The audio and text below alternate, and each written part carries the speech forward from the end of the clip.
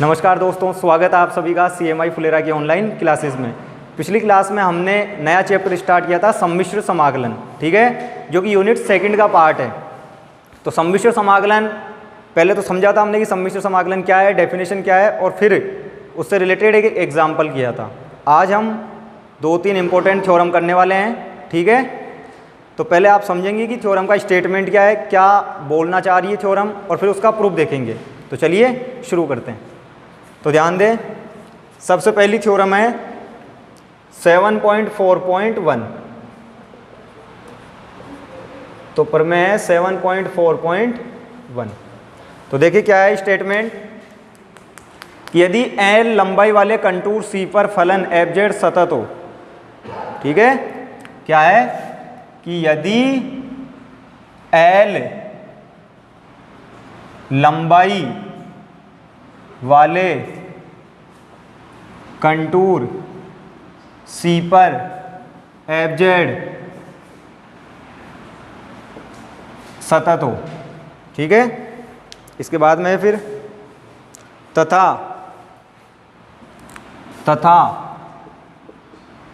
Mode of FZ less than equals to M for each Z belongs to C, ठीक है।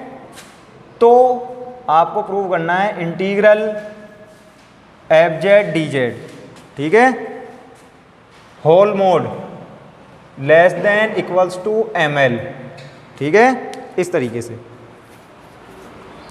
तो ये statement है, तो इस थ्योरम को प्रूव करना है।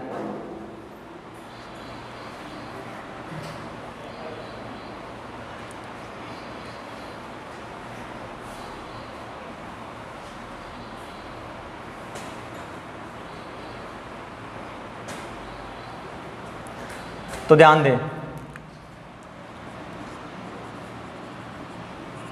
तो पहले तो समझिए स्टेटमेंट बोल क्या रहा है। L लंबाई वाले कंटूर C पे, तो वही कोई कंटूर C है, ठीक है। तो ये कोई कंटूर है जिसकी लंबाई दे रखी है हमें L, ठीक है।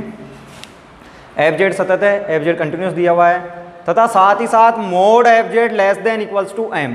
तो ये जो कंडीशन है कि इस पूरे के पूरे कंटूर पे कोई सा भी Z लो, आप लिखा है ना यहाँ, कोई सा भी पॉइंट लो for each Z belongs to C, कि जितने भी बिंदु हैं ना इस C के ऊपर, for each Z belongs to C या for all Z belongs to C, कि जितने भी बिंदु हैं C पर, उन सब के लिए mod of FZ less than equal to M है।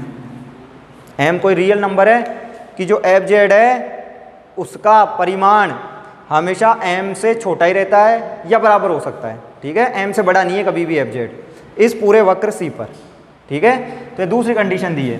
तो आपको ये दिखाना है कि ये जो इंटीग्रेशन है इसका परिमाण हमेशा ML से कम होगा, ठीक है। तो बिल्कुल आसान सी थ्योरम है।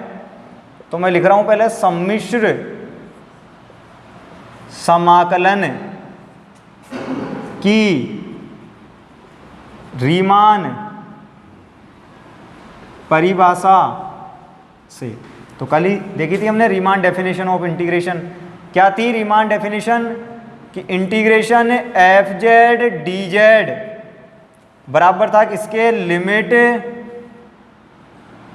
n tends to infinite summation k from 1 to n f xi के z के माइनस z के -1, और जहां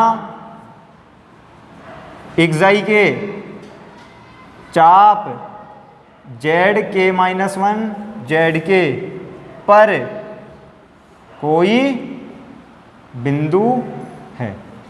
तो ये डेफिनेशन कल की क्लास में हमने सीखी थी, ठीक है। ये डेफिनेशन थी किसकी? रीमान इंटीग्रेशन की,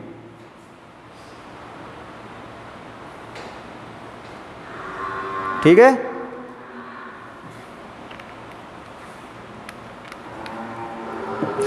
तो इस डेफिनेशन के अकॉर्डिंग, ठीक है, तो ये रिजल्ट लिखा है हमने जो कल हमने समझा था, और कोई नया काम नहीं किया है। और अब ध्यान दें इससे आगे हमें क्या चाहिए, मेरे को चाहिए एक्चुअल में mod of, whole mod of f Z D z, यही चाहिए कि whole mod of f Z D z. तो आप दोनों तरफ मोड लगा लें। तो क्या करो, दोनों तरफ मोड ले लो। तो इधर भी mod of f Z D z, तो होल मोड ले लिया दोनों तरफ। तो limit n tends to infinite summation के from 1 to n f of xi k z के माइनस जेड के माइनस 1। ठीक है, तो दोनों तरफ मोड लिया है। और अब देखो इसको, तो दोनों तरफ मोड ले लिया। और अब यहां पे मैं क्या कर रहा हूं, ध्यान दें, ये जो सेकंड स्टेप है जहां आपने मोड लिया है, ठीक है, उसी में ही इसको ऐसे लिख रहा हूं कि ये जो मोड है ना, समीशन के from 1 to n limit n tends to infinite, इस मोड को अंदर भेज दिया। एफ ऑफ एक्साई के, या यूँ समझ लें समीशन को मोड से बाहर ले लिया। तो यहाँ आ जाएगा लेस देन इक्वल। अब ये कैसे, अब ये समझे आप कि देखो मैंने आपको प्रॉपर्टीज़ लिखवाई थी, whole mod of Z1 plus Z2 less than equals to mod Z1 plus mod Z2। तो ये आइडेंटिटी आपको लिखवा रखी है, जो हमने बेसिक पढ़ा था, मॉडुलस की जो प्रॉपर्टीज़ पढ़ी थी, मापांक के जो गुणधर्म पढ़े थे, वही उसी में ही लिखवा देती है। अब इसका मतलब समझो क्या है। ये बोल रहा है कि पहले योग, ये पहले योग किया है और उसके बाद में मोड लिया है। ठीक है, जबकि ये क्या बोल रहा है कि पहले मोड और उसके बाद में योग। ठीक है, तो रिलेशन कहीं का आएगा, लेस देन इक्वल का।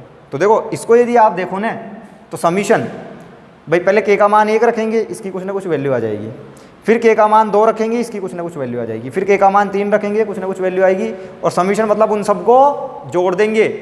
तो पहले जोड़ रहे हैं और उसके बाद में मोड ले रहे हैं, तो पहले जोड़ रहे हैं उसके बाद में मोड ले रहे हैं। ठीक है, यहाँ पे क्या कर रहे हैं, देखो मोड तो पहले ही ले लिया मैंने और समीशन बाद में लगाया है, मतलब योग बाद में कर रहा हूँ। तो मोड तो पहले ही ले लिया और योग बाद में कर रहा हूँ, तो बीच में रिलेशन कहीं का आएगा, लेस देन इक्वल का। तो यही तो लिखा है, लेस देन इक्वल। तो क्लियर है, ये लेस देन इक्वल कहाँ से आ गया, तो इस स्टेप से इस स्टेप में जब गए तो लेस देन इक्वल आएगा। इस वाली आइडेंटिटी का उपयोग किया है हमने, इस वाले गुणधर्म का, कि पहले योग फिर मोड। तो समीशन मतलब योग, तो पहले योग फिर मोड। हमेशा लेस देन इक्वल होगा, पहले मोड फिर योग। तो पहले मोड फिर योग। ठीक है, तो वहाँ से भी। और अब इसी को ही आगे सोल्व कर रहा हूँ, इसलिए बराबर लगा दिया। इसी को ही आगे सोल्व कर रहा हूँ, limit n tends to infinite summation के फ्रॉम 1 टू एन। अब देखो ये तो गुणा में है, और गुणा में तो आपको पता होना चाहिए भाई, मोड ऑफ Z1 Z2 बराबर whole mod of Z1 whole mod of Z2। ठीक है, तो इन दोनों का अलग अलग मोड आ जाएगा। तो मोड ऑफ एफ एक्साई के और मोड ऑफ जेड के माइनस -1। ठीक है, तो दोनों गुणा में थे तो मोड अलग अलग हो गया।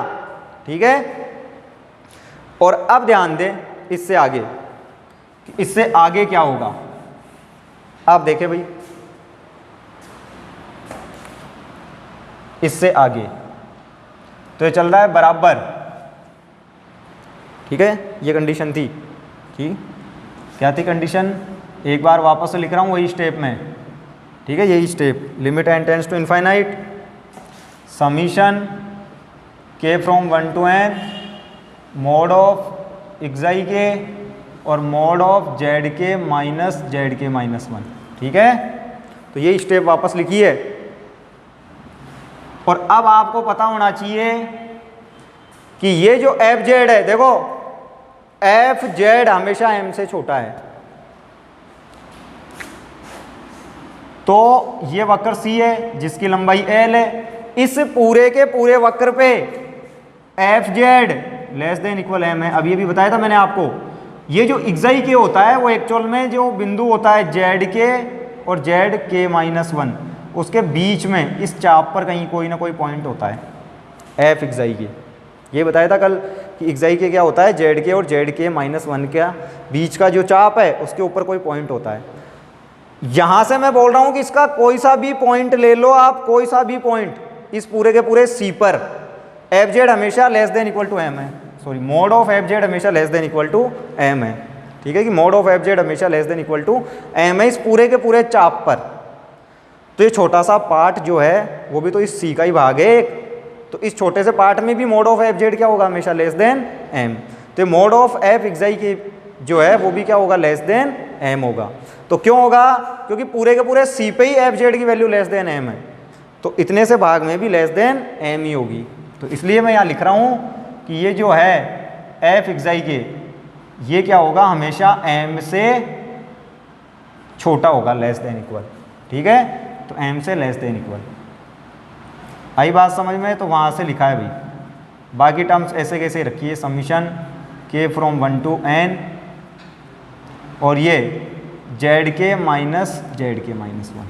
ठीक है, तो ये कहाँ से आ गया, ये यहाँ से आया है कि सिंस चूंकि mod of f z less than equal to m है for each z belongs to C, तो इसलिए तो अतः मोड ऑफ एफ एक्साई के ये भी क्या होगा, लेस देन एम होगा। ठीक है, ध्यान रहे, तो वहाँ से आया है ये रिजल्ट। ठीक है, तो यहाँ से लिख दिया। और अब इससे आगे देखें। ठीक है, ये समाकलन हम किस वक्र पे कर रहे हैं, सी वक्र पे कर रहे हैं भाई समाकलन, ध्यान रहे, सी के अलोंग। ठीक है, mode of f Z D Z. ठीक है, तो वक्र सी के अनुदिश। तो अब ध्यान दें इससे आगे क्या होगा, हाँ भाई, limit n tends to infinite summation के फ्रॉम 1 to n एम। तो देखो इस एम को बाहर ले लो, और अब इसी को ही आगे सोल्व कर रहा हूं, ध्यान रहे, तो इसी को ही आगे सोल्व कर रहा हूं, तो इसलिए लिख दिया कैपिटल एम बाहर, limit n tends to infinite. ठीक है, तो कैपिटल एम को बाहर लिख लिया, क्योंकि देखो समीशन तो के पे लग रहा है ना भाई, तो कैपिटल एम तो बाहर आ जाएगा। Limit n tends to infinite summation के फ्रॉम 1 to n जेड के माइनस जेड के माइनस 1 का होल मोड। और अब ये रिजल्ट देखो आप, इसको मैंने कल ही सोल्व किया था इस रिजल्ट को। तो जो एग्जाम्पल था उसका जो दूसरा था, मोड डी जेड का मान निकाला था, और मैंने बोला था ये कई बार काम आएगा। तो जो मोड डी जेड वाला समाकलन था ये वही है, और उसका रिजल्ट क्या मिला था हमें, वक्र सी की लंबाई। तो इसका रिजल्ट आएगा वक्र सी की लंबाई, कल निकाल चुके हैं, कल वाली क्लास में, ध्यान रहे भाई जिनको नहीं पता है। इसका रिजल्ट क्या आया था इस पूरे का, कि ये लिमिट अप्लाई करने के बाद में ये मिला था मेरे को वक्र सी की लंबाई मोड डी जेड। और मैंने बोला भाई था कि कई सारी थ्योरम के स्टेटमेंट में काम आएगा बार बार, तो इसलिए वहाँ से डायरेक्ट लिख दिया है मैंने यहाँ पे वक्र सी की लंबाई। ठीक है, और देख लो वक्र सी की लंबाई है क्या, दे रखी है ना क्वेश्चन में, वक्र सी की लंबाई, यदि एल लंबाई वाले कंटूर सी पर एफ जेड सतत हो, तो वक्र सी की लंबाई कितनी दी है, एल, तो एम एल। ठीक है, और अब यदि आप फाइनली कंपेयर करो तो देखो इसको लेके चले थे integration along c F Z D z, इसको लेके चले थे integration along c F Z D z को। ठीक है, तो इसको लेके चला था मैं इंटीग्रेशन सी के along F Z D Z का। ठीक है, तो यहाँ से स्टार्ट करते करते एक बार लेस देन इक्वल आ गया, और यदि एक बार भी लेस देन इक्वल आ जाए तो फाइनली भी फिर लेस देन इक्वल ही आएगा। ठीक है, एक भी जगह आ जाए तो किससे लेस देन इक्वल, इसी को सोल्व करते हुए चले आगे तक, एम एल से। ठीक है, तो एम एल से लेस देन इक्वल, और यही प्रूव करना था, तो बड़ा ही आसान सा रिजल्ट है। ठीक है, तो कल जो हमने कुछ एग्जाम्पल्स किए थे उनकी हेल्प से हो गया कि ये हमें पता है समाकलन की रीमान परिभाषा, दोनों तरफ मोड लिया, समीशन को मोड से बाहर निकाला तो लेस देन इक्वल आ गया, इन दोनों का मोड अलग अलग कर लिया, हमेशा एफ जेड का मोड, ये रहा mod of f z m से छोटा है, तो एफ एक्साई के भी एम से छोटा ही होगा, तो एम से छोटा कर दिया। अब समीशन केवल के पे लगेगा, तो एम तो बाहर आ जाएगा, तो एम को बाहर ले लिया, समीशन केवल इस पे लगाया। और ये हम कल पढ़ ही चुके हैं, कल हमने इसका वैल्यू निकाल ही ली है मोड डी जेड की। ठीक है, तो ये आई थी वक्र सी की लंबाई, तो वक्र सी की लंबाई कितनी थी, सी की लंबाई एल, तो एल रख दी। तो फाइनली आंसर आ गया कि ये जो इंटीग्रेशन है वो लेस देन इक्वल, ठीक है, एम एल, तो less than equal m l. ठीक है, तो बिल्कुल सिंपल सी थ्योरम है। तो मोड लेना है और फिर उसके आगे उसे सोल्व करना है।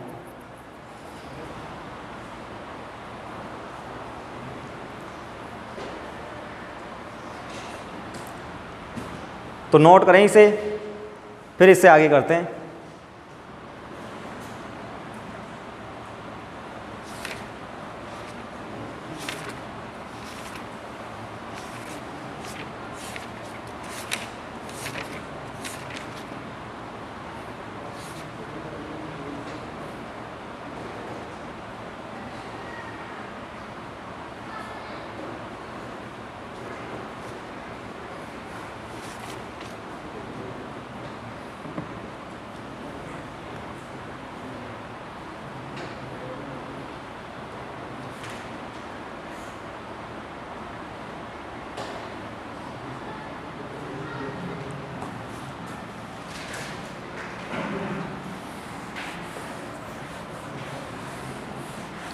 अब ध्यान दें, ठीक है,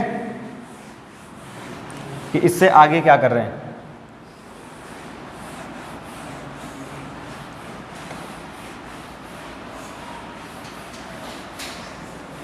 तो कुछ डेफिनेशंस है, देखो वो समझ लो पहले एक बार। तो पहली डेफिनेशन है संबद्ध प्रदेश या फिर कनेक्टेड रीजन। तो पहले तो इसकी डेफिनेशन समझिए कि कनेक्टेड रीजन किसको बोलेंगे।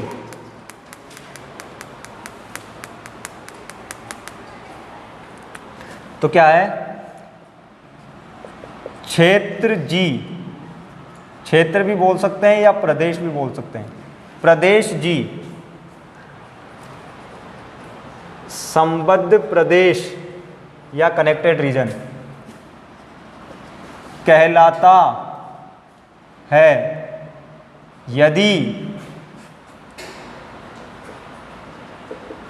क्षेत्र जी के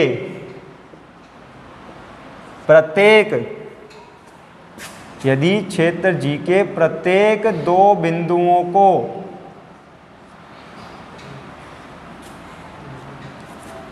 एक वक्र द्वारा जोड़ा जा सके तथा यह वक्र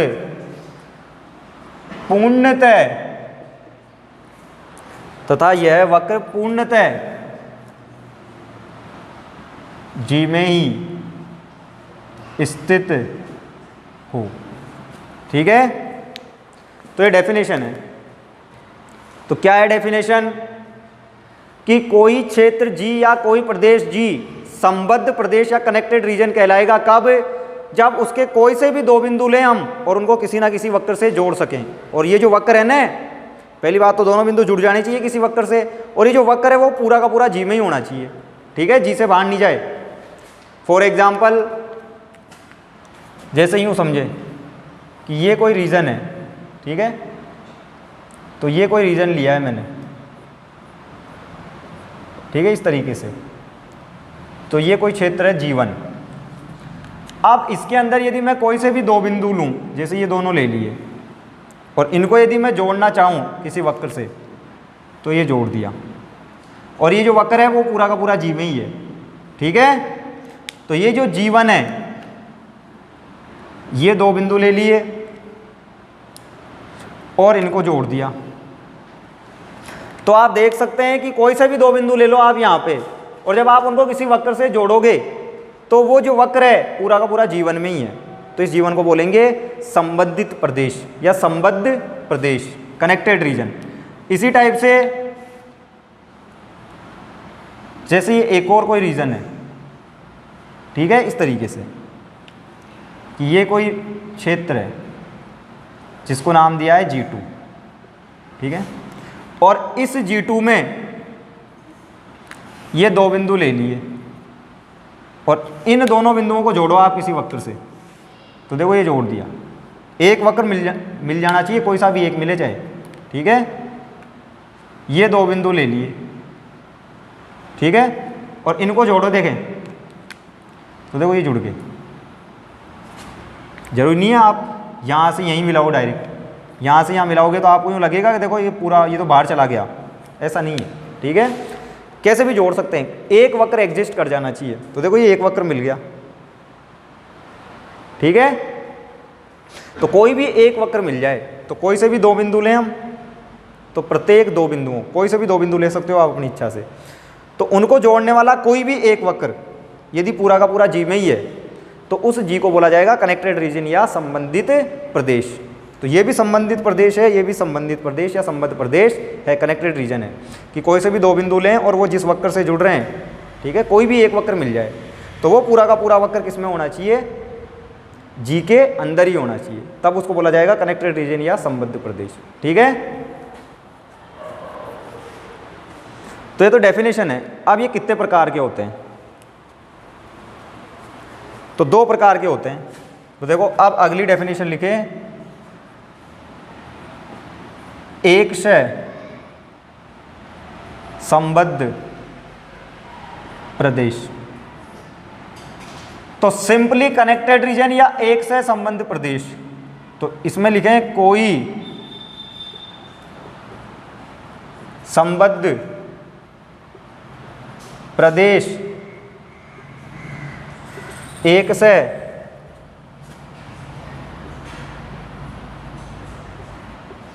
संबद्ध प्रदेश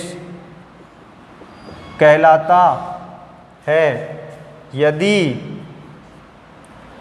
इस प्रदेश के अंदर स्थित प्रत्येक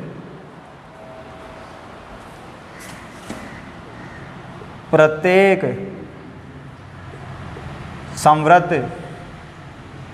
वक्र को इसके किसी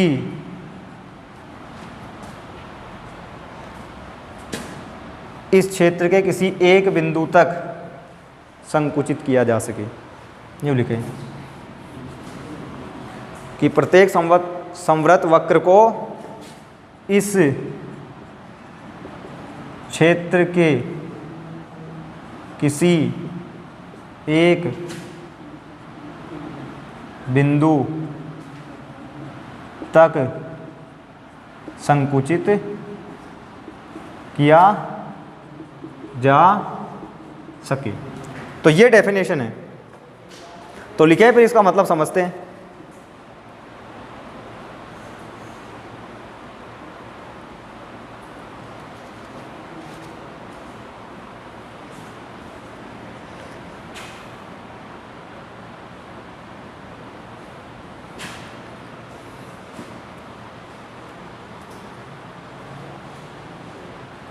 ठीक है, कि कोई संबद्ध प्रदेश एक से संबद्ध प्रदेश कहलाता है यदि इस प्रदेश के अंदर स्थित प्रत्येक संवृत वक्र को इस क्षेत्र के किसी एक बिंदु तक संकुचित किया जा सके।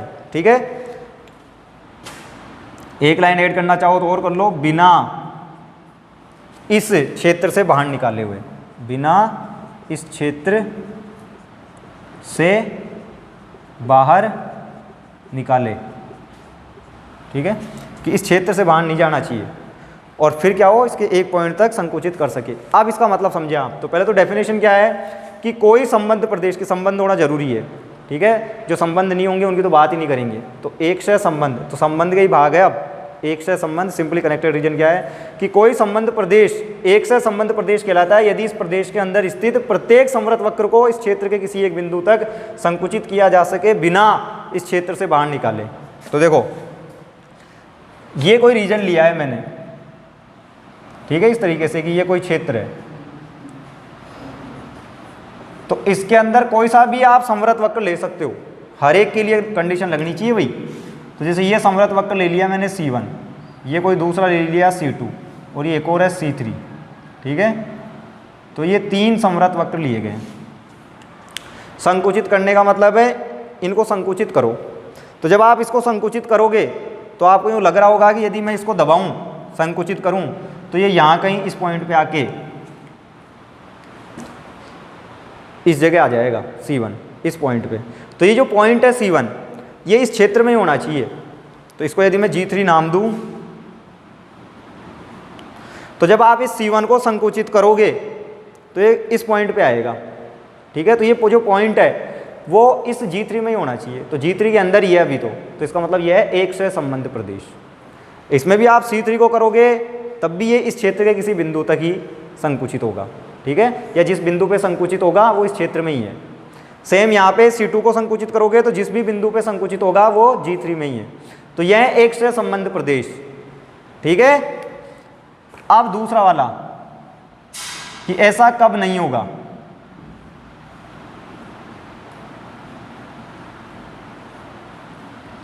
तो ये कोई दूसरा क्षेत्र है मेरे पास में, ठीक है, इस तरीके से।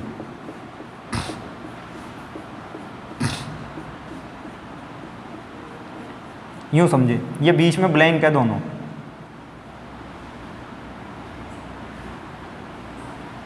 ठीक है। ये इस क्षेत्र का हिस्सा नहीं है भाई, इसको बोल दो G4। और अब समवर्त वक्र ले रहा हूं, तो एक तो मैंने यही ले लिया वापस से C1, एक ये ले लिया कोई C2, और एक ये ले लिया कोई C3, ठीक है। और अब आप इनको संकुचित करो, कोई सा भी वक्र ले सकते हैं। तो देखो, जब आप C1 को संकुचित करोगे तो ये तो क्षेत्र के किसी बिंदु पे ही संकुचित होगा। लेकिन यदि मैं C2 और C3 की बात करूं, तो यदि C2 को संकुचित करता हूं तो ये यहाँ कहीं इस पॉइंट पे, और ये पॉइंट इस क्षेत्र में नहीं है, ठीक है, G4 में नहीं है, ये ब्लैंक है बीच में से, ठीक है। जो डार्क रीजन है जिसमें शेडो दी गई है वही G4 का पार्ट है, ठीक है, जो छायांकित भाग है वही है G4 में केवल। इसी तरीके से यदि C3 को संकुचित करूं तब भी यहाँ कहीं बीच में संकुचित होगा, बीच के किसी पॉइंट पे, और वो भी G4 में नहीं है। तो इसका मतलब ये जो क्षेत्र मैंने बनाया है यह एक से संबंध प्रदेश नहीं है, ठीक है। और जो एक से संबंध प्रदेश नहीं हो उसे बोला जाता है बहुसंबंधित प्रदेश या मल्टी कनेक्टेड रीजन, ठीक है। तो C1 की बात करूं तो C1 तो इस क्षेत्र के किसी बिंदु तक ही हो जाएगा, लेकिन C2 और C3 नहीं होंगे। जबकि हमने डेफिनेशन में बोला है प्रत्येक समवर्त वक्र, कोई सा भी समवर्त वक्र लें वो उसके ही किसी बिंदु तक संकुचित होता है, तब एक से बोलेंगे। तो यहाँ प्रत्येक समवर्त वक्र के लिए ये कंडीशन नहीं लग रही है, ये देखो इन दो के लिए तो लग ही नहीं रही, ठीक है ना, यहाँ प्रत्येक के लिए लग रही थी, तो इसलिए एक से संबंध बोला था। यहाँ इन दोनों की वजह से फेल हो गई, तो एक की वजह से भी फेल हो जाए तो फिर वो फेल ही है, ठीक है। तो ये एक से संबंध प्रदेश नहीं है, ये सिंपली कनेक्टेड रीजन नहीं है, जबकि ये सिंपली कनेक्टेड रीजन था, वैसे ही है यहाँ पे, ठीक है। कि यदि मैं इस, जैसे मैं इसमें बनाऊँ ना कि आप यहाँ पे कोई सा भी समवर्त वक्र ले लो और जब आप उसको संकुचित करोगे तो इसी के किसी पॉइंट तक आएगा, जबकि इसमें मान लो मैंने ये समवर्त वक्र ले लिया और अब इसको करो संकुचित, तो जब आप इसको संकुचित करोगे तो बीच के किसी पॉइंट पे, तो वो इसके अंदर नहीं है, तो ये बहुसंबंधित हो गया, ठीक है। तो इसे में लिख लेना, बहुसंबंधित की अलग से लिखने की जरूरत नहीं है, कि जो एक से संबंध प्रदेश नहीं हो वो बहुसंबंधित प्रदेश कहलाता है, ठीक है। तो एक से संबंध प्रदेश और बहुसंबंधित प्रदेश दोनों की डेफिनेशन हो जाएगी, ठीक है, कि जो एक से संबंध प्रदेश नहीं हो उसे क्या बोलेंगे, बहुसंबंधित प्रदेश, ठीक है, मल्टी कनेक्टेड रीजन। तो ये है बहुसंबंधित प्रदेश, इसके नीचे लिख लें बहुसंबंधित प्रदेश, और ये एक से संबंध, ठीक है। तो ये तो क्या है, एक से संबद्ध, और यह है बहु संबंधित प्रदेश, मल्टी कनेक्टेड रीजन, और ये सिंपली कनेक्टेड रीजन, ठीक है, ये फर्क है दोनों में। तो एक से संबद्ध और बहुसंबद्ध या बहुसंबंधित प्रदेश, ठीक है, दोनों का फर्क समझे।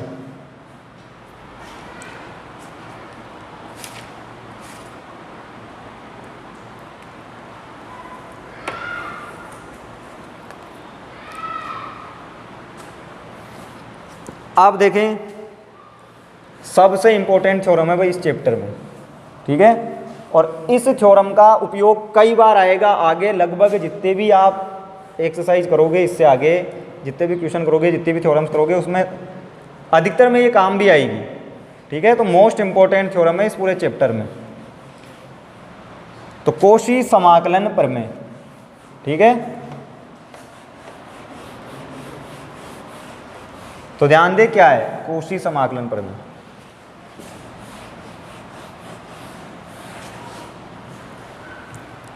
तो समझे इधर, तो पहले तो मैं स्टेटमेंट लिख देता हूँ, कोशी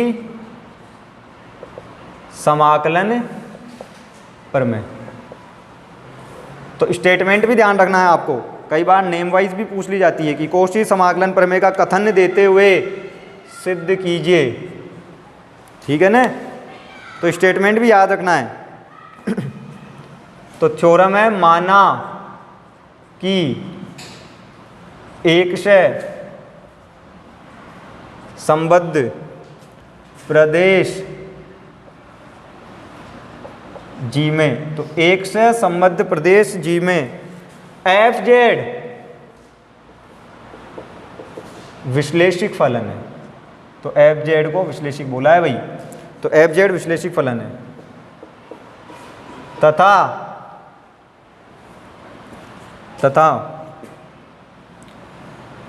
एफ डैश जेड सतत है, ठीक है, एफ डैश जेड सतत है यदि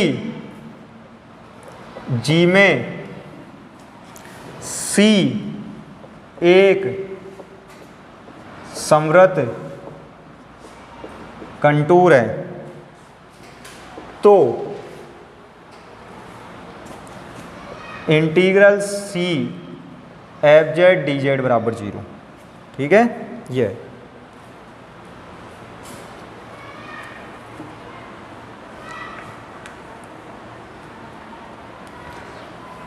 तो स्टेटमेंट है, माना कि एक से संबद्ध प्रदेश जी में एफ जेड विश्लेषिक फलन है तथा एफ डैश जेड सतत है यदि जी में सी एक समृत कंटूर है तो along c integral of f Z D z 0 हो जाएगा, ठीक है।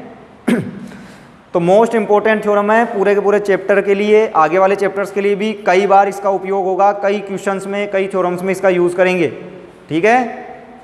छोटी सी थ्योरम है तो ढंग से समझे। तो पहली बात तो एक रीजन दिया हुआ है, एक क्षेत्र दिया हुआ है जिसको क्या बोला गया है, जी। तो ये ले लिया मैंने कोई जी, ठीक है, और इसके अंदर एक समृत वक्र है सी। तो पहले तो जो जो इम्पोर्टेंट वर्ड्स हैं थ्योरम के अंदर क्या क्या यूज़ हुए हैं वो ध्यान दें। ये कोई समृत वक्र है सी, देखो प्रदेश कौन सा लिया है भाई, एक से संबद्ध प्रदेश जी। अभी अभी बताया था मैंने, एक से संबद्ध प्रदेश, बहुसंबंधित प्रदेश, दोनों में अंतर, ठीक है। तो एक से संबद्ध प्रदेश जी, एफ जेड क्या है, विश्लेषिक है, ठीक है। एफ डैश जेड सतत भी है, ठीक है, कि जो डेरिवेटिव है एफ का वो कंटिन्यूअस है, और सी एक समृत कंटूर है।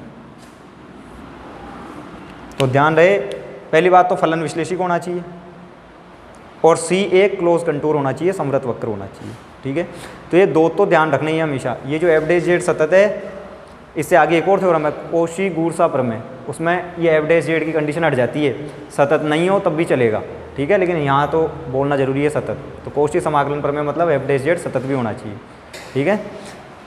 तो पहली बात तो एफ डैश जेड सतत होना चाहिए, एफ जेड विश्लेषिक होना चाहिए, सी समृत कंटूर मतलब बंद वक्र, समृत का मतलब होता है वक्र बंद हो जाए, उसे बोलते हैं समृत कंटूर या समृत वक्र, ठीक है।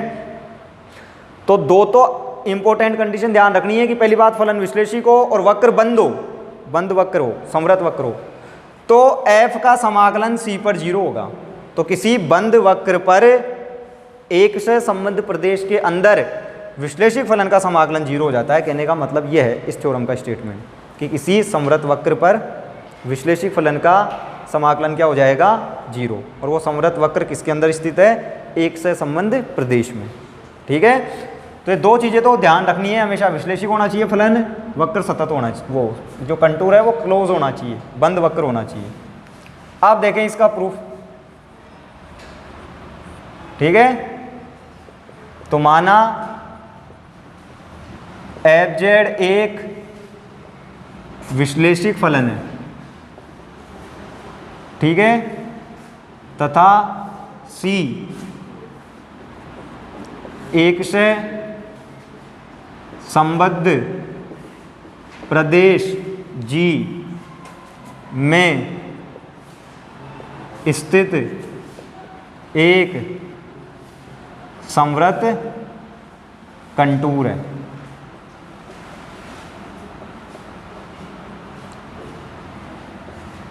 तो ये तो जो स्टेटमेंट है ना सेम वही लिखा है मैंने कि फलन विश्लेषिक है, सी एक समवर्त वक्र है जो एक से संबंधित प्रदेश जी में स्थित है।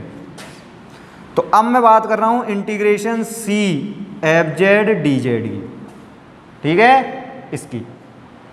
तो इस इंटीग्रल की बात कर रहा हूं। तो पहली बात तो एफ जेड को लिखते हैं हम हमेशा यू प्लस आयोटा वी। बता रखा है मैंने आपको कि कोई भी फलन हो एफ जेड उसको कैसे लिखते हैं हमेशा यू प्लस आयोटा वी। और डी जेड होता है x plus iota d y. कहाँ से भाई? पता होना चाहिए आपको जेड बराबर एक्स प्लस आयोटा वाई। तो डी जेड क्या हो जाएगा? D x plus iota d Y, ठीक है। या फिर यहाँ भी लिख सकते हो चूंकि करके कि चूंकि एफ जेड होता है u plus iota v, z होता है एक्स प्लस आयोटा वाई, तो डी जेड हो जाएगा d x plus iota d Y, ठीक है। तो इस तरीके से अलोंग सी करो multiply u D x iota u D Y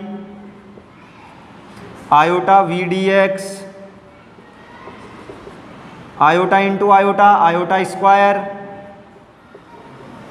D Y.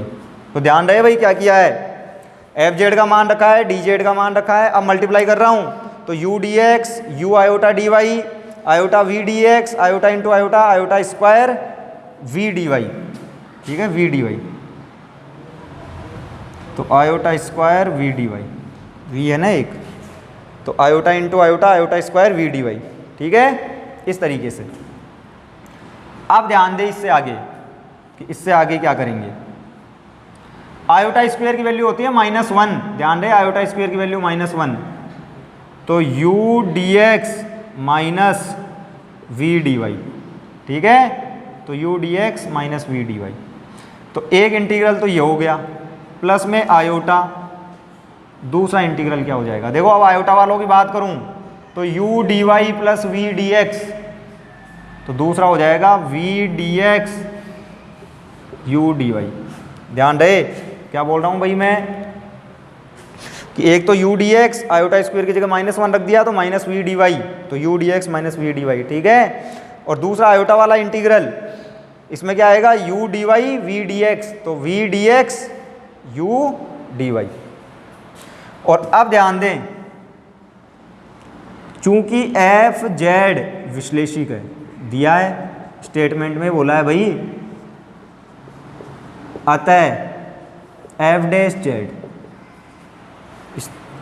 Theorem के स्टेटमेंट में ही बोला है विश्लेषिक फलन है। और मैंने आपको बताया था जब भी फलन विश्लेषिक हो तो विश्लेषिक फलन का अवकलन करना हो जेड के सापेक्ष, तो मैंने आपको बता रखा है पूरा अवकलन करने की जरूरत नहीं है, जेड के सापेक्ष करने की जरूरत नहीं है, आप केवल एक्स के सापेक्ष कर लें आंशिक, आपका काम हो जाएगा। इसका रिजल्ट का पहले 2 बार यूज़ भी कर चुका हूँ। यदि फलन विश्लेषिक है तो उसका अवकलज निकालना है जेड के सापेक्ष, मतलब कि एफ डैश जेड निकालना है, तो del F by del X निकाल लो बहुत है। तो ये हो जाएगा del you upon del X plus iota del we upon del X. अरे एफ की जगह रख दिया यू प्लस आयोटा वी, तो हो गया del you upon del X iota del we upon del X. या फिर आप एक्स के सापेक्ष नहीं निकालना चाहो तो आप वाई के सापेक्ष निकाल लो और माइनस आयोटा से मल्टीप्लाई करवा दो। ये भी फॉर्मूला मैंने डिराइव किया था जब विश्लेषिक फलन पढ़ाया था तब, या तो del F by del X निकाल लो तब भी सेम वही बात है, या फिर minus iota del F by del Y निकाल लो तब भी वही है, ठीक है। तो del F by del Y की वैल्यू रख दो तो ये हो जाएगी del you upon del Y plus iota del we upon del Y, इस तरीके से। तो del F by del Y की वैल्यू रख दी, माइनस आयोटा तो ऐसे कैसे ही है, एफ की जगह रखा है यू प्लस आयोटा वी, तो ये हो गया del you upon del Y plus iota del we upon del Y. तो फलन विश्लेषिकता, ध्यान दे फलन विश्लेषिकता भाई, तो एफ डैश जेड बराबर हो जाएगा del F by del X के या minus iota del F by del Y के, और एफ की जगह यू प्लस आयोटा भी रखा है दोनों ही बार, ठीक है। तो यहां तक ठीक है, तो इसे नोट करें फिर इससे आगे।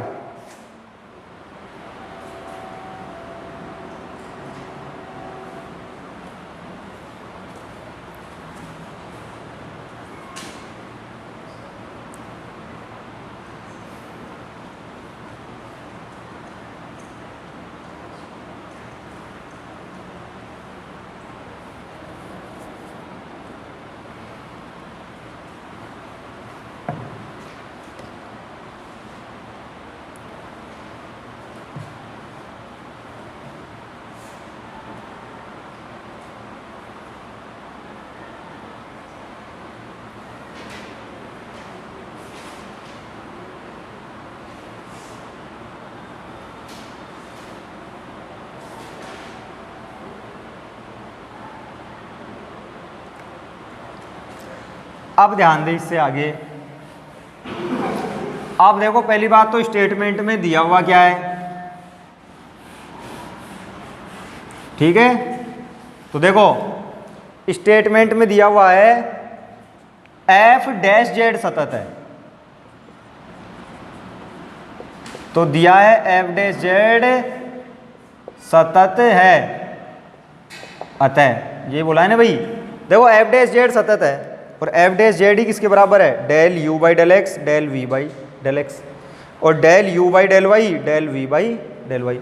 तो इसका मतलब जब एफ डैश जेड सतत है तो ये चारों भी सतत है, इन्हीं के ही तो बराबर है ये।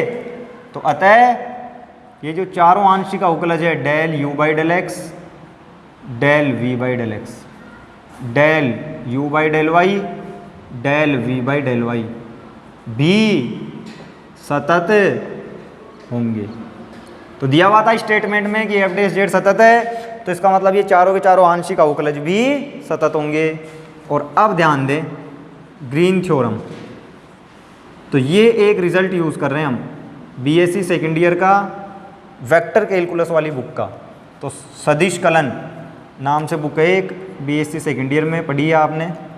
तो उसमें चैप्टर नंबर 4 है। जनरली क्या करते हैं लोग, पढ़ते नहीं है, चैप्टर 3 तक ही पढ़ लेते हैं, वहाँ तक ही ऊपर के 2 क्वेश्चन मिल जाते हैं इसलिए, तो चैप्टर 4 पढ़ते नहीं है कहीं। तो उसमें एक थ्योरम है ग्रीन थ्योरम या ग्रीन प्रमेय। क्या है वो, यदि P तथा Q के आंशिक, तो ये स्टेटमेंट में यहाँ पे काम में लूँगा, ये थ्योरम काम में लूँगा इसलिए लिख रहा हूँ। यदि P तथा Q के आंशिक अवकलज सतत हों तो ये जो लाइन इंटीग्रल है P dx plus Q dy, तो इस लाइन इंटीग्रल को सरफेस इंटीग्रल में चेंज करने के लिए होती है ये थ्योरम। तो एकल समाकलन को द्वि समाकलन में बदलने की थ्योरम है ये, ठीक है, लाइन इंटीग्रल को सरफेस इंटीग्रल में। तो क्या है, ये बराबर होता है del Q upon del X minus del P upon del Y dx dy। तो ये स्टेटमेंट आपको एज इट इज़ ध्यान रखना है कि क्या है ग्रीन थ्योरम, यदि P और Q के आंशिक अवकलज सतत हो, यदि पार्शियल ऑर्डर डेरिवेटिव्स जो हैं वो कंटिन्यूअस हो, तो P dx plus Q dy इस टाइप का यदि कोई इंटीग्रल है, मतलब कोई लाइन इंटीग्रल है, कोई रेखा समाकलन है, एकल समाकलन है, तो उसे द्वि समाकलन सरफेस इंटीग्रल में बदलने के लिए है ये, कि यही बराबर होगा किसके, del Q by del x del P by del Y dx dy के, ठीक है। तो ये स्टेटमेंट ध्यान रखें, इसका यूज़ करूँगा अब। तो चूँकि मेरे पास में क्या था, देखो मैंने C F Z D z को सॉल्व करना स्टार्ट किया था और ये आया था मेरे पास में C u D x minus we D y, एक तो ये आया था, प्लस आयोटा सी, ठीक है ना भाई, प्लस में आयोटा सी, और ये आया था आयोटा के साथ में क्या क्या था, ये था यू डी वाई और वी डी एक्स। तो पहले वी डी एक्स लिख लो, तो we D x U D Y, इस तरीके से। तो ये रिजल्ट आया था मेरे पास में, कॉपी में लिखा हुआ होगा आपने, ठीक है।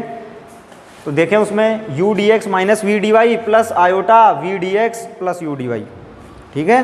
तो ये रिजल्ट निकाल लिया था मैंने C F Z D Z का, और अब ग्रीन थ्योरम का यूज़ कर रहा हूँ। तो ये जो ग्रीन पर मैं लिखी है ना, इसका यूज़ कर रहे हैं भाई। तो देखो अब इसका यूज़ कैसे करेंगे, तो अब ग्रीन प्रमेय से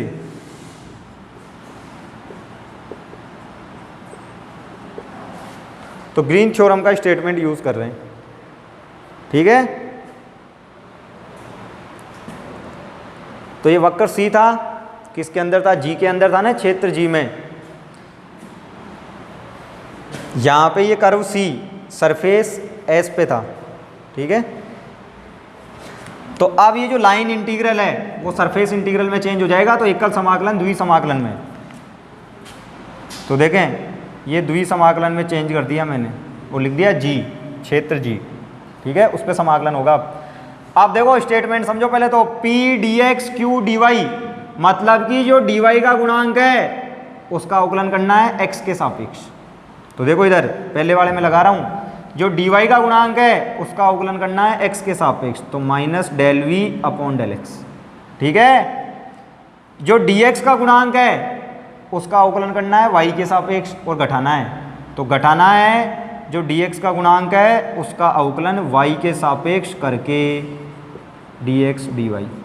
तो पहले वाले में कैसे अप्लाई किया है कि जो dy का गुणांक है उसका x के सापेक्ष अवकलन, तो जो dy का गुणांक है माइनस v उसका x के सापेक्ष अवकलन। फिर घटाना है तो घटाना है जो dx का गुणांक है p उसका y के सापेक्ष आंशिक अवकलन, तो जो dx का गुणांक है u उसका y के सापेक्ष आंशिक अवकलन। तो ये ग्रीन थ्योरम अप्लाई करिए इस पहले एक्सप्रेशन पे। अब सेम दूसरे वाले एक्सप्रेशन पे, तो प्लस आयोटा सरफेस इंटीग्रल, और किस सरफेस पे, जी पे, किस प्रदेश पे, जी पे। ठीक है, क्योंकि सी जी के अंदर स्थित है। ध्यान दें वापस से माइनस ये है फॉर्मूले में, जो dx का गुणांक है p, dx का गुणांक p उसका y के सापेक्ष, तो जो dx का गुणांक है v उसका y के सापेक्ष, और वही dx dy। ठीक है, तो ये ग्रीन थ्योरम का रिजल्ट अप्लाई किया है और कुछ नहीं किया है इन दोनों एक्सप्रेशंस में अलग अलग। ठीक है, तो ग्रीन थ्योरम का रिजल्ट अप्लाई किया है। और अब ध्यान दें इससे आगे, अब तो प्रूफ ही हो गया। ठीक है, तो अब ध्यान दें कोशी, अब तो कुछ बचा ही नहीं है, तो कोशी रीमान समीकरणों से, हाँ भाई कोशी रीमान समीकरण क्या है, del u upon del x बराबर del v upon del y and del v upon del x बराबर minus del u upon del y। तो इसको बोल दो 2, और ये जो आपने वैल्यू निकाली है भाई इसको बोलो 1।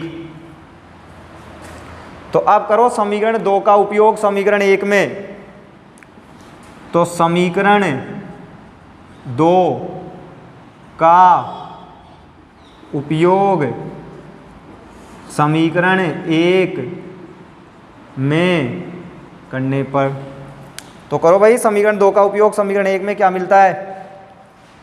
तो देखो आपको मिलेगा, जब आप ये काम करेंगे तो C F Z D z ये मिलेगा। तो C F Z D z ही चल रहा था ना बराबर surface integral double integral G. देखो minus del we upon del x, तो देख लें भाई इधर del we upon del x, del we upon del x, ये रहा del we upon del x किसके बराबर है, minus del you upon del y. एक माइनस यहाँ ऑलरेडी है तो माइनस माइनस प्लस हो जाएगा। तो ध्यान रहे del you upon del Y, del we upon del X की जगह, तो del we upon del X minus सहित, तो इस माइनस को यूं इधर लिया हो यूं समझ लो, तो माइनस इधर आ गया, तो minus del we upon del X बराबर होगा del you upon del Y है। तो minus del we upon del X की जगह del you upon del Y, और माइनस में भी क्या है del you upon del Y है, तो माइनस में भी del you upon del Y है। प्लस दूसरा वाला इंटीग्रेशन देखो, इसमें है del you upon del x, और del you upon del X की जगह है del we upon del Y, तो ये लिख सकता हूँ यहाँ del we upon del Y, और इसके माइनस में भी del we upon del Y, और वही डी एक्स डी वाई।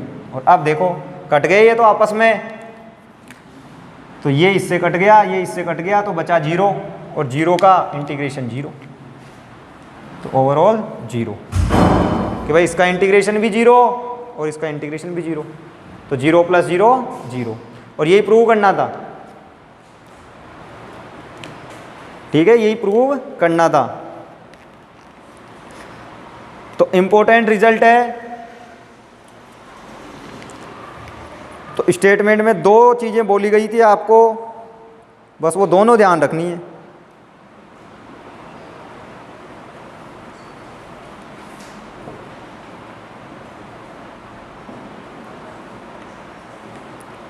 तो दोनों की दोनों क्या थी कि एक तो एफ जेड विश्लेषी को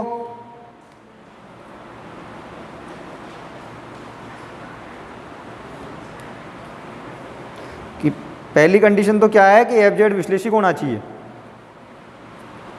और दूसरी कंडीशन है कि जो कर्व है वो क्लोज्ड हो, संवृत हो।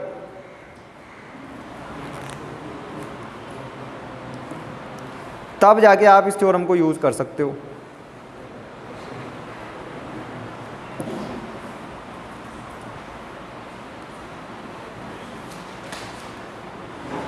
ठीक है, अदरवाइज नहीं कर सकते।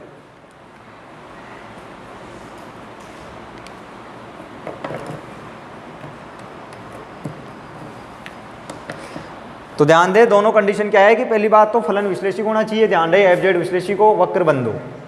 तो हमने देखा है कि एफ जेड डी जेड का वक्र सी के अनुदिश समाकलन 0 हो जाया करता है। ठीक है, तो ये रिजल्ट है। तो ये हमेशा ध्यान रखना है, जब भी किसी भी थ्योरम के स्टेटमेंट में या किसी भी क्वेश्चन में ये बोल दिया जाएगा कि वक्र तो क्या है, वो जो फलन है एफ जेड वो तो विश्लेषिक है और वक्र समरत है, तो इसका मतलब उसका समाकलन 0 हो जाएगा। निकालने की जरूरत ही नहीं है कि फलन विश्लेषिक हो वक्र समरत हो, तो इसका मतलब समाकलन 0। तो ऐसे यूज़ करेंगे इस थ्योरम को। ठीक है, किसी भी क्वेश्चन या किसी भी थ्योरम में जो आगे आएगी उनमें। अब ध्यान दें इससे अगली, तो एक रिजल्ट और है। ठीक है, तो उसका भी कई बार यूज़ करेंगे। तो अब ध्यान दें वो क्या है। तो नेक्स्ट थ्योरम है, तो लिखें आप क्या है। तो इसमें हमने क्या सीखा है इस थ्योरम में कि फलन विश्लेषिक होना चाहिए और वक्र बंद होना चाहिए। ठीक है, एफ डैश जेड सतत हो, नहीं हो तब भी चलेगा।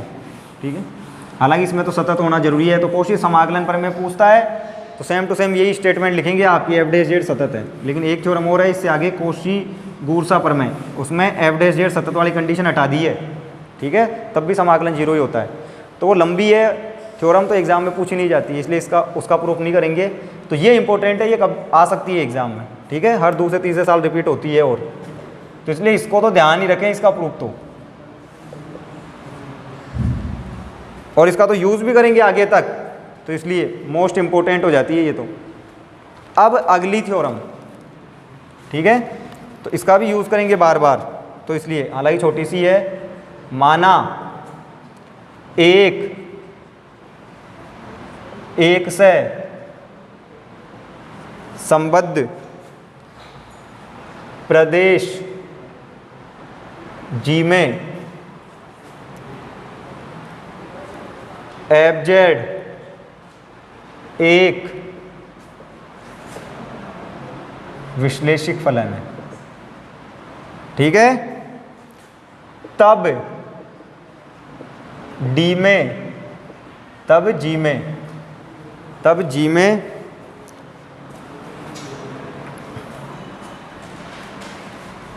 दिए गए दो बिंदुओं को जोड़ने वाले किसी भी चापकलनीय वक्र के अनुदिश समाकलन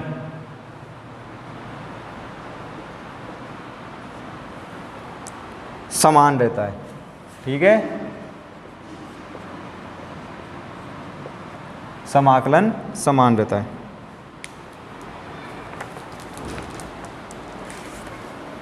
तो अब इसको समझे कि क्या बोलना चाह रहा है स्टेटमेंट।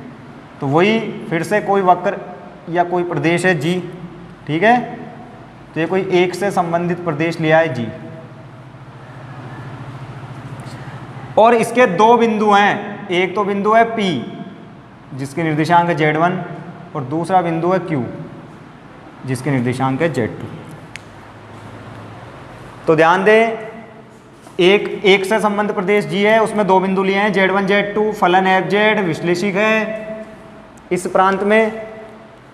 इसको जोड़ने वाले कोई से भी दो वक्र ले लो, चापकलनीय वक्र। तो ये एक वक्र ले लिया मैंने C1, ठीक है, और इन्हीं बिंदुओं को जोड़ने वाला कोई दूसरा वक्र ले लिया C2। ठीक है, तो एक तो C1 वक्र लिया है, तो C1 वक्र तो क्या है Q इस पॉइंट को नाम दे देता हूँ मैं R, तो क्यू आर पी, तो क्यू आर पी ये तो वक्र है C1, और दूसरा है एक क्यू एस पी, यह है C2। ठीक है, तो स्टेटमेंट क्या बोल रहा है, एक से संबंध प्रदेश है G, उसके अंदर दो बिंदु लिए हैं Z1 Z2। ठीक है, और इन Z1 Z2 को जोड़ने वाले दो वक्र हैं C1 और C2। तो C1 वक्र है क्यू आर पी और C2 वक्र है क्यू एस पी। तो हमें ये दिखाना है कि जो समाकलन होगा एफ जेड का, वो चाहे आप C1 पे करो चाहे C2 पे करो, उसका मान सेम आएगा, ये दिखाना है। तो C1 के अनुदिश एफ जेड डी जेड का समाकलन और C2 के अनुदिश एफ जेड डी जेड का समाकलन क्या रहेगा, समान रहेगा, ये सिद्ध करना है। तो कर देते हैं, 3-4 स्टेप का ही प्रूफ है, जो अभी थ्योरम हमने करी है उसका रिजल्ट यूज होगा बस इसमें। माना एक से संबद्ध प्रदेश जी में, ठीक है, एफ जेड एक विश्लेषिक फलन है, जी में दो बिंदु P तथा Q स्थित हैं तथा माना इन दोनों बिंदुओं, तो इन दोनों बिंदुओं को जोड़ने वाले दो वक्र C1 तथा C2 हैं। ठीक है, अतः कोशी समाकलन प्रमेय से, हाँ भाई, इससे प्रीवियस जो थ्योरम करी थी अभी अभी, क्या बोल रही थी वो, कि किसी एक से संबंधित प्रदेश जी में यदि फलन विश्लेषिक है और वक्र बंद है तो उसका समाकलन 0 हो जाएगा। तो देखो, एक से संबंध प्रदेश भी है, फलन विश्लेषिक भी है और वक्र भी मैंने बंद बना लिया। कैसे बना लिया, अब देखो Q R P S Q, ये तो बंद हो गया ना भाई, C1 और C2 दोनों को मिला लूँ, यदि पूरा का पूरा साइकिल कंप्लीट कर लेता हूँ तो बंद हो गया वक्र। C1 C2 दोनों को मिला के लिखूँ तो लिख सकता हूँ ना रिजल्ट कोशी समाकलन प्रमेय से, कि समाकलन किसका, एफ जेड डी जेड का बंद वक्र पे, संवृत वक्र पे, तो संवृत वक्र होगा Q R P S Q. Clear, तो Q R P S Q, इस पे जो समाकलन होगा वो हो जाएगा 0 एफ जेड का। यही समाकलन दो भागों से मिलके बना है, दो अलग अलग भागों में है ना ये समाकलन। देखो क्यू आर पी और फिर पी एस क्यू, तो इसको दो भागों में तोड़ सकते हैं। ठीक है, तो इसी समाकलन को दो अलग अलग प्रकार से लिख लेता हूँ, कि एक तो क्यू आर पी प्लस दूसरा है पी एस क्यू। तो पहले तो कोशी समाकलन प्रमेय से 0 कर दिया, क्योंकि वक्र पूरा बंद हो रहा है Q R P S Q, तो इसलिए समाकलन 0 आएगा। और अब यही जो पूरा का पूरा समाकलन है वो दो भागों में बटा हुआ है, एक तो क्यू आर पी और एक पी एस क्यू। इस दूसरे वाले पी एस क्यू को उधर ले चलो आप, तो Q R P F Z D Z, इस पी एस क्यू को उधर ले चलो तो minus of P S Q F Z D z, तो उधर ले गए एक समाकलन को, तो ये हो गया माइनस। और अब ध्यान दें, integral Q R P F Z D Z, हाँ भाई माइनस, इस माइनस को कैसे एडजस्ट करेंगे आपको पता होना चाहिए। माइनस को कैसे एडजस्ट करेंगे, समाकलन की दिशा बदल दो। अरे ए टू बी लिमिट में समाकलन करते हैं तो बी टू ए करना हो तो माइनस आ जाता है ना, ऐसा तो 12th में भी करते थे आप। तो पी एस क्यू, तो इसकी डायरेक्शन चेंज कर दो, ये माइनस अपने आप क्या हो जाएगा, प्लस। तो देखो इसकी डायरेक्शन है, अभी डायरेक्शन क्या है, पी एस क्यू, तो पी एस क्यू ये डायरेक्शन है, इसकी डायरेक्शन चेंज कर दो, क्यू एस पी उल्टा, तो अभी यूँ है डायरेक्शन, इसकी डायरेक्शन यूँ कर दो। ठीक है, तो जैसे उल्टा करोगे तो ये माइनस का ही में हो जाएगा, प्लस में। ठीक है, तो माइनस का मतलब क्या होता है, डायरेक्शन। तो अभी डायरेक्शन है पी एस क्यू, तो इसकी डायरेक्शन चेंज कर देता हूँ, क्यू एस पी कर दी मैंने, क्यू एस पी, तो माइनस माइनस क्या हो जाएगा प्लस। तो माइनस को किससे एडजस्ट किया है, डायरेक्शन से। तो पहले डायरेक्शन थी पी एस क्यू, अब डायरेक्शन उल्टी कर दी तो माइनस आएगा उससे, तो माइनस माइनस प्लस हो जाएगा, ठीक है। और अब तो हो ही गया, यही प्रूव करना था। तो देखो क्यू आर पी, तो क्यू आर पी यही डायरेक्शन है क्या C1 की, देख लो क्यू आर पी यही तो डायरेक्शन है C1 की, और यही C1 वक्र है। क्यू आर पी को ही तो बोला है हमने, क्यू आर पी को ही तो बोला है C1, तो C1 F Z D Z. और क्यू एस पी, तो देखो Q S P, Q S P इसी को ही तो C2 बोला है, यही तो डायरेक्शन है C2 की, तो इसी को ही तो C2 बोला है हमने, तो यही सिद्ध करना था, ठीक है। तो एफ जेड डी जेड, तो आपने देखा कि बिंदु केवल बिंदुओं पे डिपेंड करेगा समाकलन, वक्र पे डिपेंड करे नहीं करेगा किस वक्र के जरिए पहुंचे हो। तो पथ से स्वतंत्र है, तो ये एक तरीके से क्या बोल रहा है हमको कि यदि फलन विश्लेषिक हो तो समाकलन पथ से स्वतंत्र होगा, केवल बिंदुओं पे। देखो Z1 Z2 पे डिपेंड करेगा केवल, एक बार तो आप C1 पथ के अनुदिश गए या C1 वक्र के अनुदिश गए, एक बार C2 वक्र के अनुदिश गए, लेकिन देखो समाकलन तो सेम ही आ रहा है। तो ये समाकलन हम कब यूज करेंगे, किस क्वेश्चन में यूज करेंगे, जब भी फलन विश्लेषिक हो तो समाकलन हमेशा पथ से स्वतंत्र होगा, केवल बिंदुओं पे डिपेंड करेगा। तो ध्यान रहे, दो बिंदु हों यदि Z1 Z2, तो चाहे आप इस वक्र से जोड़ो या फिर चाहे आप घूम के जाओ, समाकलन सेम आएगा, पथ से स्वतंत्र होगा हमेशा। उसके लिए कंडीशन क्या है, फलन विश्लेषिक होना चाहिए, ठीक है। तो यदि फलन विश्लेषिक है एक से संबंधित प्रदेश में, तो समाकलन हमेशा पथ से स्वतंत्र होगा। तो चाहे C1 के अलोंग करो, चाहे C2 के अलोंग करो, चाहे कोई और वक्र ले लो जो इन दोनों को जोड़ रहा हो, वैल्यू सेम आएगी इंटीग्रल की, ठीक है। तो अब इससे अगली देखें, ठीक है। तो छोटी सी थ्योरम है एक और, तो ध्यान दे क्या है, इसी टाइप की है।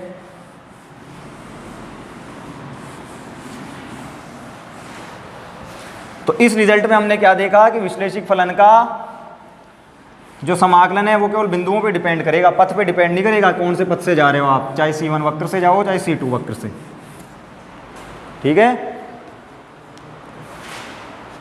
तो अब ध्यान दें, तो एक लास्ट थ्योरम है, फिर उसके बाद में क्वेश्चन डिस्कस करेंगे इस चैप्टर के। तो छोटी सी है, माना एक समवृत्त कंटूर C में दूसरा समवृत्त कंटूर C1 है, ठीक है, तथा फलन एफ जेड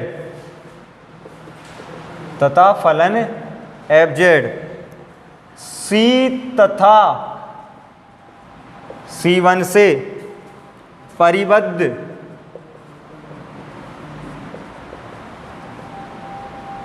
वलयाकार प्रांत में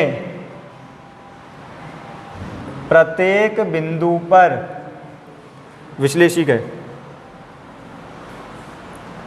प्रत्येक बिंदु पर विश्लेषिक है। तो C F Z D z बराबर C1 F Z D Z, ठीक है।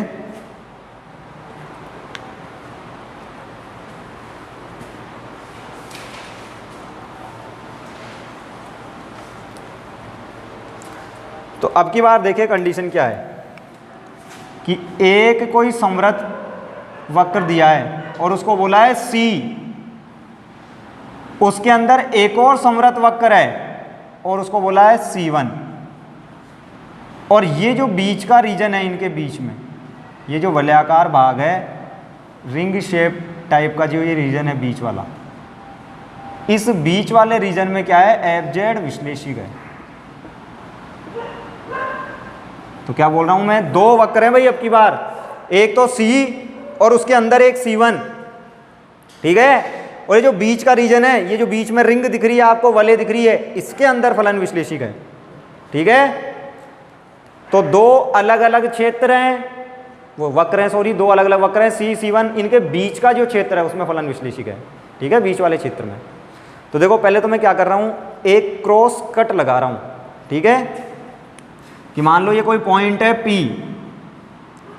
C वक्र पे, ठीक है। तो C वक्र को यदि मैं डिनोट करूँ तो C वक्र हो जाएगा एक तरीके से P Q, ये मान लो R, फिर वापस से P, ठीक है। तो इस तरीके से ये वक्र हो गया P Q R P, ठीक है। तो ये C वक्र की डायरेक्शन है। और जो C1 वक्र है उसके ऊपर ले लेता हूँ, ये बिंदु ले लो एक तरीके से S, ठीक है। फिर ये यहाँ कहीं ले लो एक T, इस तरीके से। तो ये C1 पे कोई पॉइंट्स हैं। अब देखो मैं C को C1 से जोड़ने के लिए एक कट लगा रहा हूँ यहाँ पे, जिसको बोलते हैं क्रॉस कट, ठीक है। तो ये एक कट लगाया गया है। तो ये जो कट है वो एक्चुअल में P को S से जोड़ रहा है, ठीक है, कि यूं और फिर वापस यूं, ठीक है। तो एक कट लगाया है जिसको बोलते हैं हम क्रॉस कट, ठीक है, पार काट रेखाएं। तो पार काट रेखाएं या क्रॉस कट क्या होता है, एक वक्र को दूसरे वक्र से जोड़ता है किसी रीजन में, ठीक है। तो एक कट लगाया है जो P को किससे जोड़ रहा है, S से। तो अब यदि आप ढंग से देखें इसको, तो देखो P Q R P S T S P, एक समवर्त वक्र मिल जाएगा। बिंदुओं की संख्या बढ़ा लो और यदि समझने में दिक्कत हो रही है तो देखो एक बिंदु यूँ ले लो, ये यहाँ ले लिया जैसे T, और फिर इधर ले लो आप U, इस तरीके से, ठीक है, कि ये हो जाएगा U कि U, ठीक है। अब देखें तो इस वक्र को देखो P Q R P S T U S P। तो आप देखोगे तो ये बंद हो गया पूरा का पूरा, कि यहाँ से चले थे यूं होते हुए वापस यूं घूम के वापस यहीं पे, तो ये हो गया बंद। और इस बंद वक्र के अंदर अंदर जो क्षेत्र है उसमें फलन विश्लेषिक भी है, अंदर वाले में तो है ही भाई, अब बाहर वाले से मतलब ही नहीं है। यूं समझ लो एक तरीके से, इसको खोल के यूं फैला लो, तो ये जो अंदर अंदर का क्षेत्र है, ठीक है, उसी की बात हो रही है। P Q R P S T U S P वापस। तो आप देखोगे तो ये एक समवर्त वक्र मिल गया हमको। C और C1 को हमने कट लगा के जैसे ही जोड़ा तो ये क्या हो गया, एक पूरा का पूरा वापस से साइकिल कंप्लीट हो गया। तो एक बंद वक्र मिल गया, समवर्त वक्र मिल गया। और इस समवर्त वक्र पे फलन क्या दे रखा है, विश्लेषिक, FZ विश्लेषिक है, ठीक है। तो वही वापस से कोशी समाकलन प्रमेय से, ठीक है, क्या होगा, इस समवर्त वक्र पे फलन का जो समाकलन है इंटीग्रल FZ dZ वो क्या हो जाएगा, 0। तो बंद वक्र कैसे बनाया है हमने, पहले नहीं था, ये अलग है C अलग है, एक कट लगा के जोड़ दिया दोनों को, और जैसे ही जोड़ा अब यदि आप देखो तो P Q R P S T U S P एक बंद वक्र बनाएगा इस टाइप से, ठीक है, इस टाइप से, इस टाइप से एक बंद वक्र बनेगा और इस पे फलन विश्लेषिक है। इसके अंदर, इस वक्र के अंदर ही तो बात कर रहा हूँ, बाहर क्या है मेरे को क्या मतलब है उससे, इसके अंदर अंदर, ठीक है। तो फलन क्या है, इसके अंदर अंदर विश्लेषिक है, इस वक्र के अंदर। तो ये हमारा क्षेत्र हो गया, जिस क्षेत्र के अंदर क्या है, फलन विश्लेषिक है, ठीक है। तो समवर्त वक्र है, फलन विश्लेषिक है, तो इसका मतलब समाकलन का मान क्या हो जाएगा, 0, ठीक है, ध्यान रहे। तो वापस से कोशी समाकलन प्रमेय लगाइए। तो अब ध्यान दें प्रूफ। तो माना समवर्त वक्र C के अंदर एक अन्य समवर्त वक्र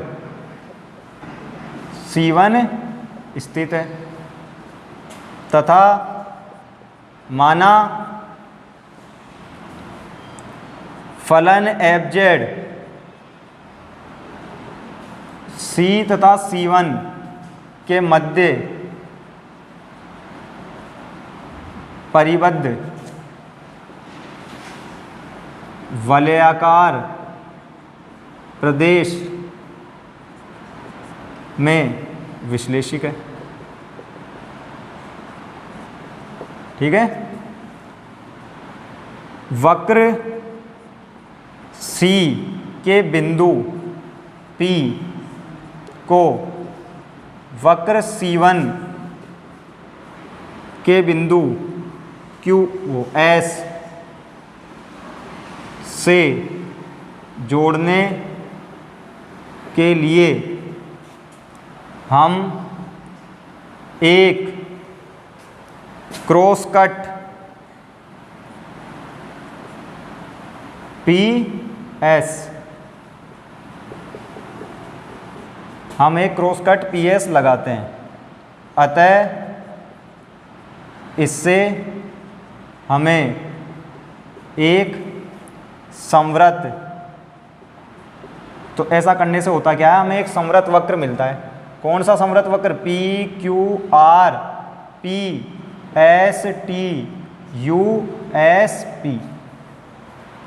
प्राप्त होता है, जिसके अंदर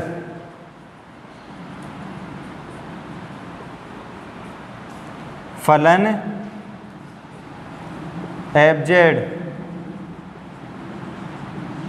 विश्लेषिक है।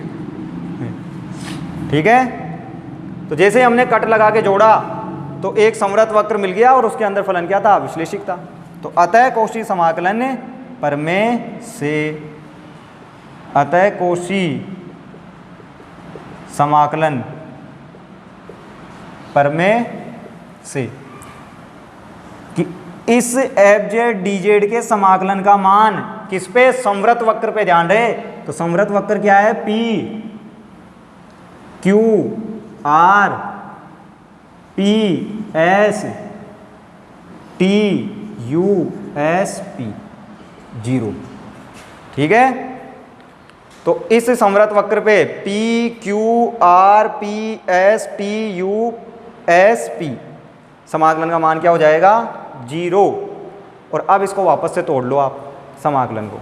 ठीक है, तो देखो कितने भागों में तोड़ेंगे। तो देखो वापस से तोड़ रहा हूं मैं, 4 भागों में तोड़ रहा हूं।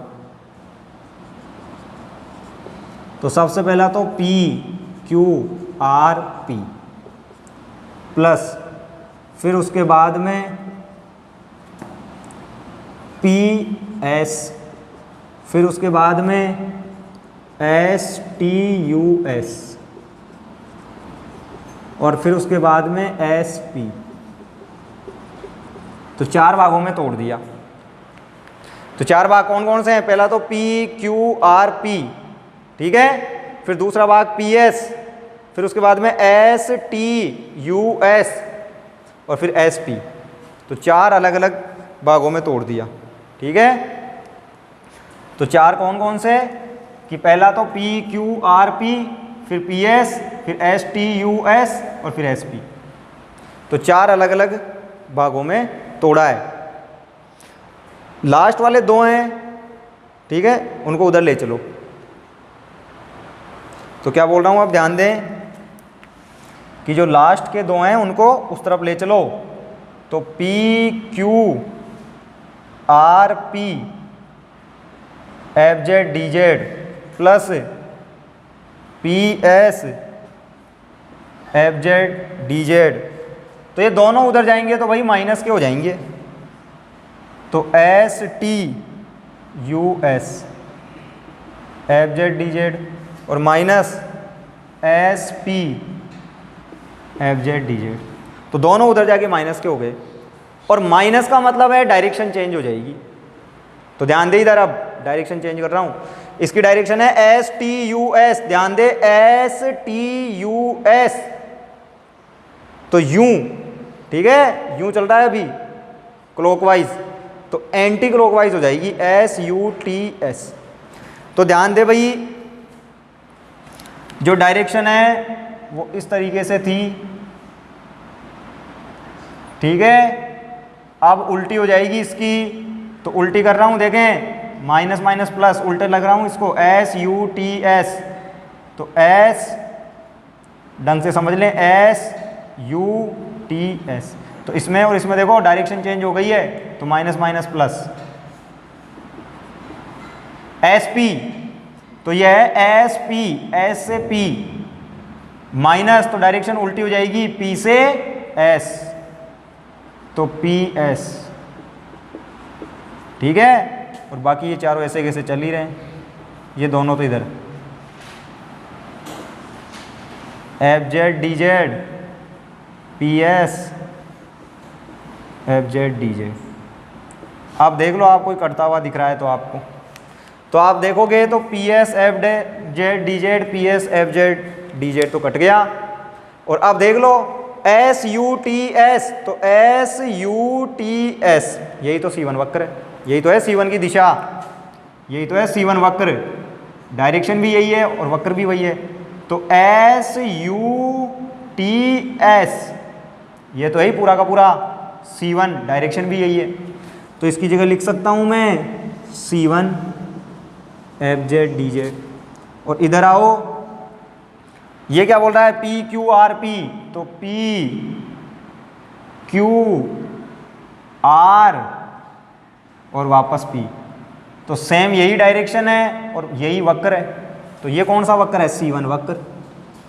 तो ये वक्र है C1, तो यही सिद्ध करना था कि चाहे तो सॉरी C वक्र है, ठीक है।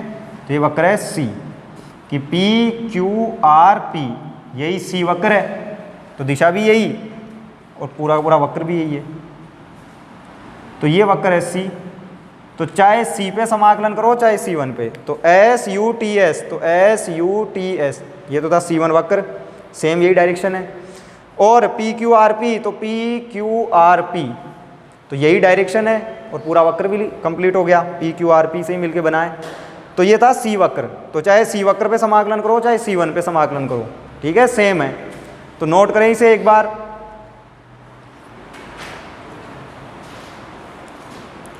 तो कुल मिला के देखो 3 इंपॉर्टेंट थ्योरम थी। पहली कोशी समाकलन प्रमेय, वो क्या बोल रही थी कि फलन विश्लेषिक होना चाहिए और साथ में वक्र बंद होना चाहिए, तो समाकलन 0। दूसरे में हमने सीखा कि केवल बिंदुओं पे डिपेंड करेगा, यदि फलन विश्लेषिक है उस क्षेत्र में, यदि फलन विश्लेषिक है तो केवल बिंदुओं पे डिपेंड करेगा, उनको जोड़ने वाला जो वक्र है उससे स्वतंत्र है, तो जोड़ने वाले पथ से स्वतंत्र होगा समाकलन। और तीसरी थ्योरम में हमने क्या सीखा कि 2 वक्र हैं, एक C उसके अंदर दूसरा C1, बीच वाले क्षेत्र में फलन विश्लेषिक है, तो C और C1 पे मान क्या हो जाएगा समाकलन का, सेम।